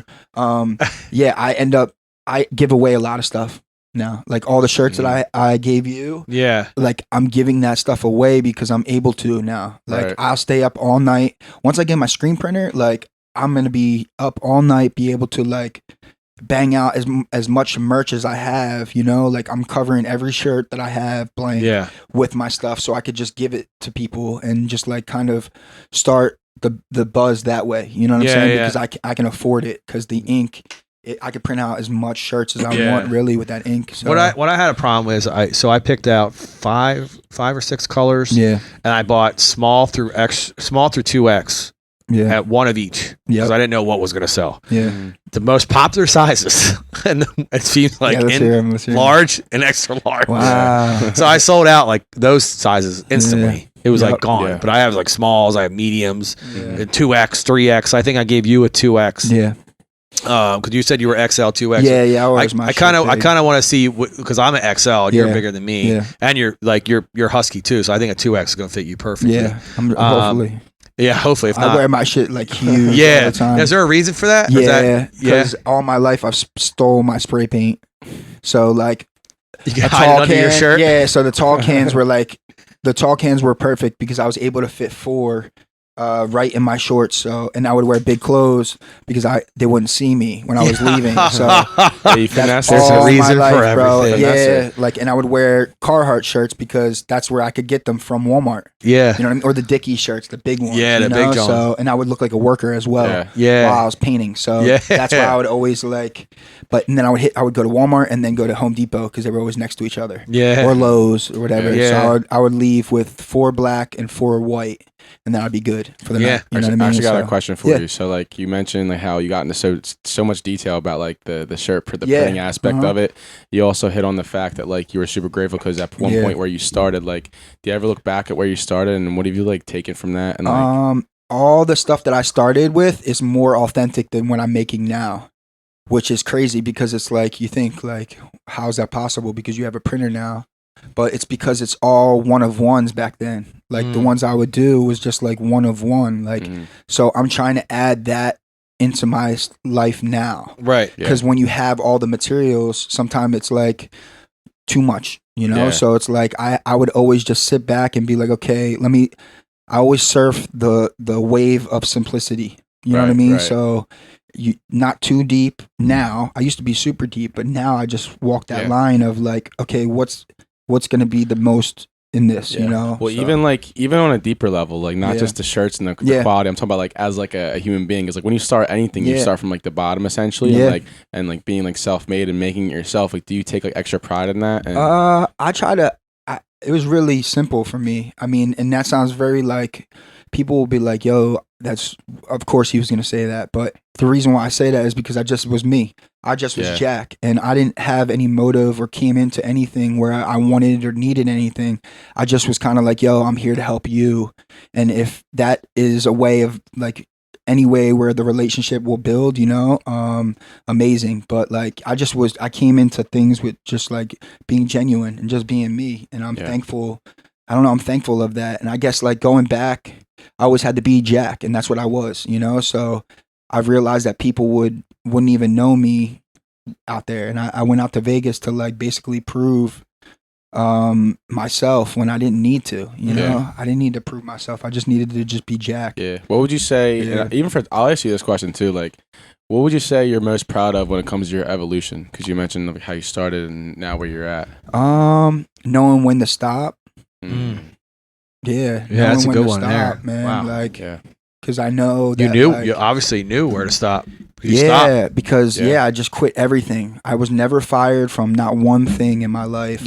Like that or anything. I was never fired. I got fired at Giant actually because I threw ice bag at the other person. But yeah, I've never been fired ever, and I just knew when to stop. You know, like DJing for me was amazing, but I feel like I've like my graffiti and all my art and canvases are literally screaming off the walls like, yo, give me some attention, like let me live, you know? So now I think the rest of my life I'm just gonna spend just working on my art and my brand, you know? And rather than being the face of it. Do you miss DJing at all? Yeah, I miss it when you tell me like you're still doing parks. And I'm like, yo, let's do this, because I like gigs like that with my homie, you know, like where I could actually go and get food with you afterwards and it not be anything about DJing or nothing, right? You know? So is there so I know you were DJing for Fusion Gyms for a little while. Yeah, I do that. Yeah, I do it for free for him. Oh, wow. Sounds crazy, right? Yeah, it's insane. But again, the reason why I do that is because I see that at the end of the day, I'm able to wear my Popular Owner Kids stuff there, and I have a free membership anywhere I want to go. Anytime I want to go, I'm just like, yo, like I'll just... LA offered that to me. Yeah. I haven't taken him up on it yet. And people be like, yo, you're dumb. You dumb, but it's just like me and Tony. You get a free membership. It's a long money thing. Yeah, bro. Because like I pay $26 a month. What's that come out to a year? It's like what? $200-$300. Yeah. So it's what you're getting for a gig anyway. Yeah. You only have to do it once. Yeah, bro. Right, and that's what I'm saying. I've only done it twice for him, and he just lets me walk in. So it's like it is a transactional relationship when it comes to that, but at the end of the day, we have like a real, there's authenticity behind it. Yeah, like always. every every type of relationship ever is transactional. Yeah, but sure. like Yeah, there's the what is it? They all begin transactional. Yeah, for right. sure. Think about it. Yeah, absolutely. It's the intentions behind it. Yeah, exactly. There's a lot of intentions with people sometimes. Yeah, that's what sucks. Yeah, people can't just go into a relationship without an intention. Yeah. Like just live. Yeah. Just fucking live. Comes back to real recognize is real, and it's the experience and the time, and So so I've always wondered this. So when you left Philly, like what was like the moment where you were like, all right, I gotta do it? When I said to my mom, can I do this? When I said to my mom, can I move to Vegas? She was just like, ha. And it was kind of like, wait, I could do this. You know what I mean? And so everyone was kind of like they were supportive of it. And my brothers and my sisters, they always support me when it came to that, but my mom wasn't. So when I kept pushing it, like, yo, I have this opportunity. Once I go out there, maybe I could try to do this. And if worst case scenario, I'll go on the strip and just like sell canvases or something like that. You know what I mean? And do that. So that was when I was like, yo, I'm going to do this. And then Wired got canceled. I was working with Bonix and Buster and all those guys, and Wired 96.5 got canceled, got bought out. And so I looked at Bonix, and Bonix was like, yo, I heard something that I wasn't supposed to hear, And so like I overheard it, and I was able to make moves before everyone else knew, seemed like. So I made moves, and I jumped straight to Vegas. So he lived with you for a little bit, right? Yeah. Bonix? You still cool with him? Yeah. I mean, I talked to Bonix here and there. I wish Bonix called me more. Yeah. But I know he's busy a lot. Yeah. So. Do you still have that cool bong from Wiz? Yeah, I still have that. Yeah, that thing was wild, man. I don't know nothing about weed. Yeah. I don't know nothing about smoking weed, but that thing was dope. I ended up buying my own, late because that was actually Bonix's. Oh, was it? But but it was cool, man, because I was able to meet Wiz and stuff, and he's one of my favorite of all time, you know what I mean? So is he a cool dude? Yeah, rock star. Yeah. Biggest rock star you'll meet. So besides him and Flav, out of all the people you've met in your life, coolest guy? I mean, you've met some cool people. I love Flav. Mike Tyson was cool because I was wearing his shirt. Yeah. Stop. Yeah, so I was wearing like a vintage Mike Tyson shirt. And he was like, and he walked in and I was like, yo, do you know this dude on my shirt? And he was just like, ah. And I took a picture with him. Yeah. Him, Redman was cool. Could you DJ for 50 too, right? Yeah, 50 Cent was crazy. Yeah. 50 Cent is different because 50 Cent doesn't give you a set list. So good luck. Yeah, that's pressure. Yep. So he puts you on, and that's how I got my job. Like basically got my job, like the verification, because no one else wanted to DJ for him because I don't know if you ever seen the video, but he stopped the record of DJ. What's his name? I think I know what you're talking about. Yeah, he stopped the turntable because of him playing a certain song, and he was like, yo, like don't play that shit, and like embarrassed the DJ. Oh snap. And that's so pressure, that's pressure. And it just because Wiz did that too. And it just happened, and so no one wanted to DJ for 50, and I was like, yo, I'm gonna take it, I'm gonna do it. So I DJ for him. Tony Yayo was like, yo, here's the songs. I'm like, all right, cool. So I would have to watch his breaths in order for me to know what song to play next. So like he was drunk. Tony Yayo was pointing at me like, let's go, next song. And then I'm looking at him. So I got so aggravated at Tony Yayo just like pointing at me that at the end, I was like, yo, I'm going to play Hate It or Love It. Fuck it. Ooh. And so I did it. Did he hate it or love it? He looked at me. He's like, come on, man. And dropped the mic. Oh, snap. So it was cool, though, because I needed to have that moment because I knew he was going to look at me and be like, because I played every song of his and all I had left was like Hate It or Love It. Yeah. And then he ended up getting, like, I knew the set was ending. So I was like, yo, I'm just going to drop it. And I dropped it. Hate It, ding, ding. And he looked at me like, come on, man. Because I knew. He didn't like it? Nah, because the game. Yeah. He don't play that song anymore. Oh, shit. I didn't think about that. The game. Yeah. So I hated love. Yeah, because I know Sat had an incident at Dre's where he Dre's After Hours when he played a record like that of rival artists would happen to be in the club. I did that too. Yeah, so I was going to see if you had an experience like that. So many times. But that's what I'm saying. Like, it depends. Like, I would be so hard on myself then because I had so many people in my ear telling me that I needed to be this way. And I thought they were going to be looking out for me in the end because certain people, like, we really, like, were eye to eye, you know what I'm saying? But they weren't helping me. They were just trying to help for their crew, you know? And so, like, at the time, I just, you know, I don't know, man. If I would have just stuck with being me and stuff like that, I wouldn't have stressed about playing a certain song or you know, because everyone's normal and everyone's makes accidents or whatever. I forgot to ask that story when he was on the podcast. Yeah, that shit's real, bro. It was wild, bro. Did it make the opportunity? Because obviously you can. It's such a flex to say that, but like going through that type of like stress, does that even make it not worth it? Oh yeah, bro. Everything. That's literally the reason I DJ. Yo, I have all Amigos drops. I'm like Migos because they would show up and use my laptop. They didn't even want to use their own laptop. DJ Darrell, he would always be like, yo, he'll use my laptop, put his USB in, put his Migos shit on there. Yeah. I have all their track stuff all on my laptop because they would always do that, you know? So Migos, Dave East, Big Sean, like anyone that was on the radio, I was either opening up for or closing, you know what I mean? So thankfully, it was cool to have their experience, but it was the stress that I put on myself, like, because you're around them. Yeah. If I would have just treated them like they were not like anything, you know, and just been myself, then I would have been good. But you know, nowadays, like, I think that way, you know. And I'm like, yo, if I DJ Dre's now, I'd be way better, you know. But not make the moment too big. Yeah. Was there an artist that you played for that you were looking forward to meet that it kind of disappointed you because they weren't the person you thought they might have been? Yeah. Who? Well, Wale was kind of corny, and same with Meek, man. When I first moved out to Vegas, Meek performed at Palms or whatever, and he was just kind of like looks past you, you know what I'm saying? And then I would be like, and I know he heard me. I was like, yo, 18th and Burke Street, that's where his family's from. You know what I'm saying? So I also was just another Vegas person too. So it's like, I'm not. I don't know. I just never heard Meek put on anybody.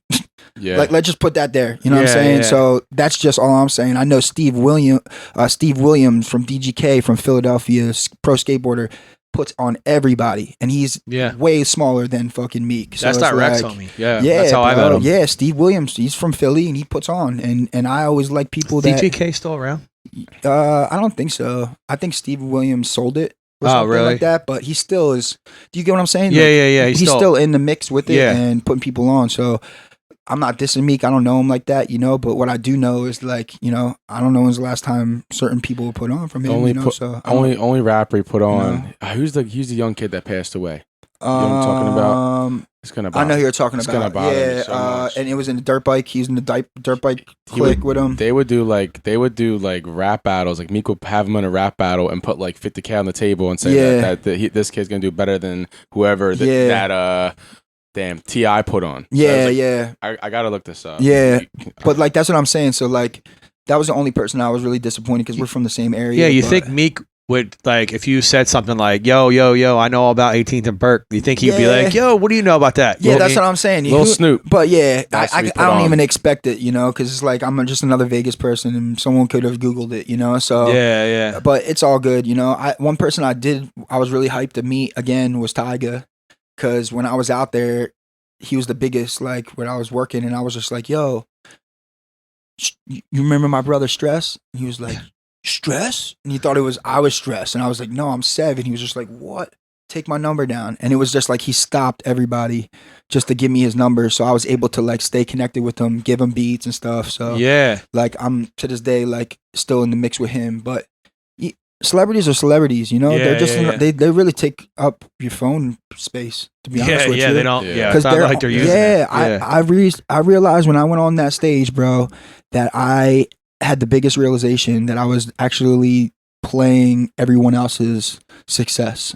And for me, it was like, yo, how did I end up on this stage with all these people that feel the roses and I can't feel mine? Because I feel like I was just stopped at a point where I couldn't scratch. I was a mannequin up there, you know. They wanted me to do it, and I'm thankful of Dre's. So thankful. They created my career, you know. Yeah, is that how you got hooked up with Club Killers? Yeah, they reached out to me, and I was able to like, and then they brought me in. And you did a couple shirts for them. Yeah, bro. Club Killers done everything for me. They're so like such good people. They were booking you for a little while too, right? Yep. Yeah. So, and it was cool because I did a couple of gigs, but again, I was still so stuck in my head. Yeah. That I couldn't even like be successful of it. Like everyone was saying, "Yo, don't blow it, don't blow it, don't blow it." And when I was DJing, I was like, "Yo, I can't blow it, I can't blow it." You know what I'm saying? Rather than being like, "Yo, I'm not gonna blow it." Yeah. You know what I'm saying? So it just like I was overthinking everything because I was such a artist. So. That's cool. What sucks. Overthinking sucks. I do that before every new gig. I overthink the shit out of it. You realize, like, I think you realize what got you there to that position is like who you are, and like, and you know what I mean. So I feel like if you like can channel that a little bit, obviously there's certain things you're learning and new curves, but if you could channel that a little bit, it'll help. Yeah, for sure. Yeah. So I'm trying to before we close it up and wrap it up.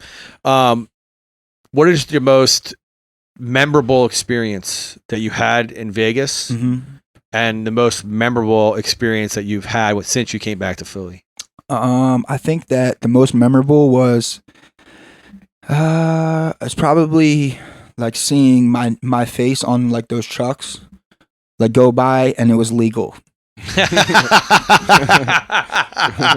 know I know. So in Vegas, they have like mobile billboards. Yeah, and it's like trucks that drive around. I know exactly which one you're talking about. Yeah, because you posted it once. You're like, "Hey, this is legal." Yeah, this is I'm actually legally like rolling around on a truck rather than illegally. So, but that's what I'm saying. Sev One is literally one big infinity. Like it comes back and works in the same matter. You know, like so seeing that like. Hip hop wise, like two elements kind of like in one, you know, that was cool for me.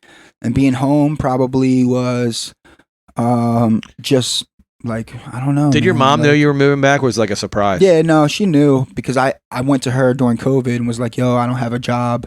Like, what should I do? And they all were like, you just move back. So I bought the house a while ago, like 2 or 3 years ago. And then I made an announcement like I'm moving home, and then I didn't move home. Yeah, I remember that. Yeah. And the reason why was because my family was like kind of like bickering a lot, and I didn't think that I could had nothing to do with me. Right, the right energy space for you to be in. Yeah, so I just said fuck it and stayed home in Vegas, but I ended up having even certain things happen to me there. With girls, you know, so I was just like, yo, I got to go home. I got to get out of this fucking stew because the girls out there were. Did your house sell yet? Not yet. I'm in the process of it. So once that sells, so I know you finally finished covering all the graffiti and stuff. Oh yeah, they kept a lot of it though. Oh, did they? Yeah, they kept a lot in the back. Right there. So it's like it's cool. His backyard was sick. Yeah, like he did the whole wall. He had like I think he has a wraparound brick wall. Yeah, and everybody that came over that was a writer, he put a piece up. Yeah. He did his own personal touch to it. He had a pool back there. Yeah. I love what you did with the alleyway. He said Primo was here. Oh yeah, that's still there. Yeah. That's why I was literally like, yo, if I can't keep this like this way, then I'm not really closing out. So I met a guy and he was like, yo, we can keep it like that. I'm like, hell yeah, please. Because I can't like. Yeah. Is that so? It took me forever. I know. I watched the renovations as they were happening on your gram. Were you sad to see some things go? Yeah, I cried so much. Yeah, out there, but it was by myself. You know what I'm saying? But I was also dealing with girls that were just. They knew I was moving, so they just wanted to like mess around, and I don't want that in my life. I wanted something that was like I'm real. Yeah. I'm not just because I DJ doesn't mean I fuck around like that, you know. Or whatever. So for me, it was like I kept trying to get into things while leaving the house. Does that make sense? So I was moving out, but I was also trying to find a girl out there. Take someone with you. So it was like crazy for me because I had to like realize that it was kind of like an addiction, kind of like my body just didn't want to let go and didn't want to let go of the whole Vegas life. And I just had to like be like, yo, it has to stop. I can't date any girls here. I can't do anything besides just be Jack and go home. And literally not even, like I haven't really DJed much out here. I just like, I'm really just trying to find my core of just like being Jack. You know? So, I just started booking a spot. So if you ever want to, I would love to. If you ever want to DJ, absolutely. let me know. Yeah, I said that I was going to stop it for a little bit, but like for me, I'm not I'm all for anything, you know. I'm always willing to I'll put DJ. you on for sure. Once I get my September availabilities, I'll see what you want to do. That'd be dope, man. Maybe we'll just do one together, get your feet wet, see if you like it or not. Yeah, absolutely. I just don't want it to take over my life again. Yeah, no, I get that. You know, so trust me, I get that way too often. Now that I'm booking too, it's like I yesterday is Tuesdays are the days I don't do absolutely anything. Tuesday is my day. Tuesday's your day off. That's good. And like now the club I book at, Stratus, you probably been to Stratus before. I think I have. On top of Hotel Monaco. I book there now. That. Okay, I book there now. They want all their flyers a month ahead of time, so I banged them all out Monday because I use the same template, but I switch to background images every month. You know what I mean? Dope. So I banged them all out, send them one big invoice now, and I don't have to do anything. So I was doing it every Wednesday. I don't have to do it anymore. There is a question I want to know. Yeah. So you're a good-looking guy, right? Thank you. So why the face tats? I always wanted to ask someone this. If it's like personal reasons, you don't have to answer. But well, if Mark Wahlberg, I will use him because he did the Calvin Klein shit. Yeah. If he got tattooed on his face, then I bet you a lot of people would too. You know what I'm saying? I'm not saying it makes you ugly. I'm not saying no. I'm saying it's like, is there a meaning behind them that you want to see them every day? Well, so the reason why I got tattooed was because my brother. Because I always I was born and I always wanted to be my brother because he was my father figure, that. You know? So I just got tattooed, but when I got tattooed, I had to go with the sleeves first, then my legs, and then my hands, and then my neck. And then the face tattoos comes very last because you have no more room. You know, that's the rule supposedly. Back older gentlemen will literally attract that, you know, and that's what I wanted. I wanted older gentlemen, not young kids that got their neck tatted already, no sleeves. So for me, I got 17 on my face, and for a while I didn't like that because everyone would ask 17, what's 17? And I'd be like, it's for my dad who passed, and then it brings me there. So now I just say it's 7 + 1, which is 8, and 8 is infinity. So there's just ways, you know, patience. I can't look into the mirror and see that, and not have patience. Right. So you know what I'm saying? Yeah. So now that's pretty much what I was getting. Yeah. So like all that stuff, like I got probably my stupidest tattoo, which was recently, it was the mushroom on my face because I did mushrooms and I got it tatted on my face while I was, you know, high as a kite. Yeah, but love it. You know, your side, the ones on the side of your head, I feel like if you grew in your hair, it'd be covered anyway. 100%. Because I feel like that's what your brother did, especially with the Cadillac one under his brother has a sick, you know, the Cadillac wings, right under his mouth. Yeah, super sick. Yeah, but your brother did the same thing. All his are coverable by his beard and his side hair. That's I don't really like. Whenever I have my hair out, I have it braided right now, but. You know, you can see it a little bit more, you know, but most of the time, you want to be Sev One without it, though. Yeah, you know, and that's why I always just wondered what inspired the face tats. That's why I was asking. No, 100%. And it's cool because it's like in Vegas, too, people don't know how to read you. People don't, 75% of my life is people not able to read me. Right. And that's okay. I leave it that way because I just want certain people in my life, you know, but if people know me, they know that you're a genuine dude. I don't want to fight. I probably will never fight ever again, bro. And that's real shit because I have nothing to fight for. Do you remember your last fight? I remember mine. Yeah, it was on the fucking roof. I had to fight a graffiti writer because he was going over my shit. Oh snap! Me and Ray actually just talked about that, like stuff like that happening. Yeah, some dude was going over my shit, and I just did 3 roofs that night. And this kid was been going over my stuff. I heard a can in the corner. And me and my boy Kid, we were up on the roof, and he was like, "Yo, like that's so and so," and I was like, "Oh shit!" So we went down off the roof, like halfway off the roof, and Kid was like, "Yo, give me your phone." And I was like, "All right." So I gave him my phone. He was like, "Yo, if it goes down to the ground, we bring it back up." So me and this graffiti writer that went over my shit fought it off, like fought right then and there. I'm like hockey punching this kid, like, "Yo, are we done yet? Because I don't want to fight, bro. Like, I got nothing but love, like forever, you know." So that was one thing. I keep hitting this wire. Ah, that's cool. That was one thing that I was just like, damn, like this is like a real movie, you know? Like I'm fighting for graffiti, and I can't post that. What would I post? Like, yo, just got into a fight tonight, or beat that kid's ass, you know? Like that's this kind of spawns the next question. I know I guess I was going to wrap this up a while ago, but Raim said something about how he had like a scheduled time, like he was going out. Yeah. Like a job. Are you on schedule like that? Yeah. Me and him, we basically roll together, you know? So when... Because you're both OTR, right? No, he's not. OTR is from like Cali, from West Coast. Oh, my bad. I know it's okay, but you know, he rolls with me, you know, in Philly. So I'm the reason why he ended up getting back out again. You know what I'm saying? Oh, really? Like painting and stuff, because I started hitting him up. That's what he says, you know? Yeah. I'm not putting that on me, but that's what he says. So it's kind of like he wasn't painting for a while because he had certain things going on in his life. So he started getting back out again. But yeah, man, like we would always just go out when it felt right, you know? And when we paint, it's kind of crazy because we would always have people like run up with guns on our face and stuff. He told me some stuff like that. It gets intense, huh? Yeah, it's like we could die, bro. We could die over nothing. Over painting graffiti. Like I've had guns to my face where rain. I don't know how. This is what I'm saying, bro. I don't have angel. I'm not Superman, but angels were like. I made eye contact with this dude before. He was like, "Yo, you're fucking painting my uncle's shop," and it wasn't his uncle's shop. He just seen that we were fucking committing a crime, and we might have something where he can commit a crime too. Where it's like, yo, you want to do dirt? We'll do dirt with you. Justify. Basically, yeah, just to be like, yo, I'm a neighborhood hero, and this is my neighborhood, and you ain't gonna do dirt on my hood. So that's what people would do. So yeah, those times are really scary, bro, and that's why you have to watch the times you go out, right? You know. So actually, before I round it, I have one question. Yeah, I think I know the answer. Yeah.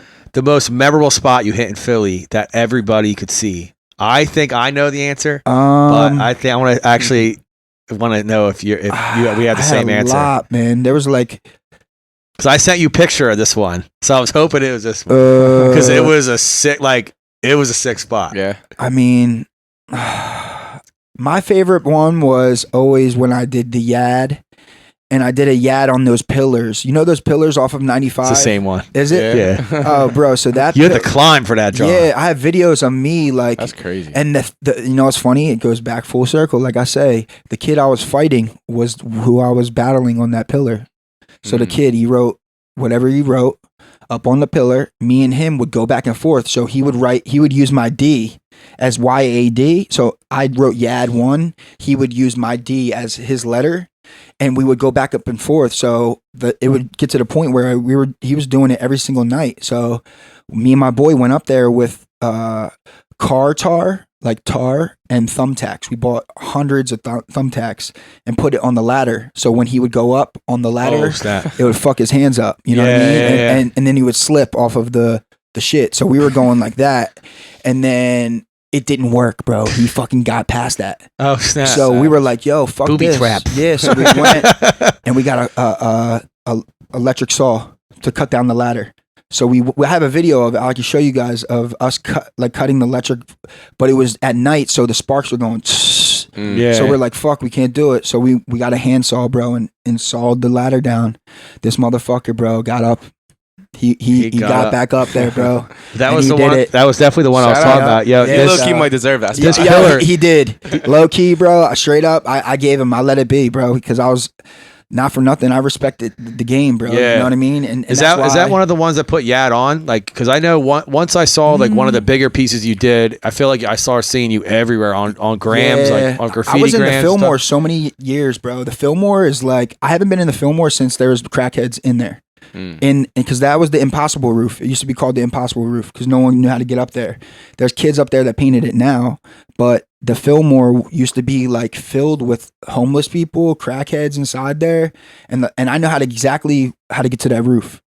So I haven't been in the Fillmore since, but yeah, I know exactly how to get up to that roof and get into that spot because from just being in there when it was abandoned, you know. So yeah, that's probably what that pillar and that roof, I used to always write Yad on the Fillmore, which was the Impossible Roof. Yeah. Someone fell through that roof. Oof. And was paralyzed for the waist down. Damn. So yeah, it's crazy. Those were probably my favorite spots I did in Philly. Because there was one I saw. It was like off the street road exit. You're going right near Cornwell's. There was a big Yad you did like on a factory. It took up like the whole side of this factory. He did humongous. How long did it take you to do that? Not too long. It's pretty simple because I would do quick. YAD and then the Y and the A would be upside down sometimes, or it just was like simple, you know, young ass dude. That's what it stood for. Yad One. But that's funny. We had the same one. Yad that pillar, One. because I took a picture of it. I had to pull over. Yeah. And I was like, bro, how did you get up there? I will give you a video, bro, and I'll even post it on my Instagram, you know, or whatever, because I'll show you of us. I have a video of us sawing that shit down, bro, up on the roof during the day, and it's like that building is all redone now and stuff. So it's like it totally doesn't look like that. Yeah. But yeah, it's that's probably my best. And Divine Lorraine too. Divine Lorraine was cool. I didn't know you did that. Yeah, I painted up there. And I did a music video in there for somebody. Have you ever done any graffiti for artists, like music videos and stuff? A little bit, maybe. Sometimes, not too much. Like if it was illegal. Oh, bro, I was on the Discovery Channel recently. I saw that. Yeah. I saw that. The bowl in Vegas. That's probably the best thing. Yeah. That's my favorite thing, bro. So there, I'll let you explain it. I'll let you explain it. It's abandoned mysteries or something on Discovery Channel. Everybody sees it. I would always say, mysteries of the abandonment. That's what I always would say. Mysteries of the abandonment. Yeah. But mysteries of the abandoned, and it's in the desert. And I would always go. I would drive 4 hours to go paint with this old school writer. Every weekend I would do it, bro. The days I wasn't DJing, I would drive to LA 4 hours, paint trains, and I did a big ass Sev One at some like abandoned water park, and it's in the Discovery Channel. That's pretty cool. Did anyone shout? How'd you find it? People would tag me. They're like, "Yo, you're on the Discovery Channel." I was like, "What the fuck? This crazy."